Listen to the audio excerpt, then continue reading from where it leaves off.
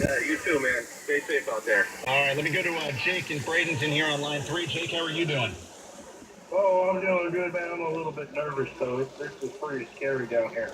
It's picked up there. When did it really start to?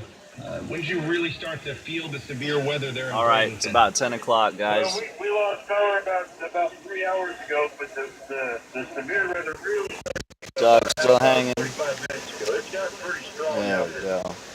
All right, well, you stay safe, Jake. I'm still hanging. Thank you for the update. Hey, man, you're not going to believe what happened. There was a dildo came close. All right, always going to have a couple of those calls during a hurricane. Let me see here.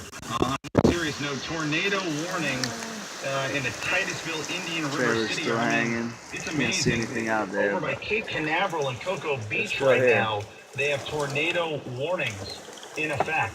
You know, the storm is really affecting the entire state of Florida. And, you know, when Todd Schnitt was here earlier and we were talking to Froggy, who works for our iHeartRadio affiliate down there in Miami, they were surprised at how much severe weather they got down there.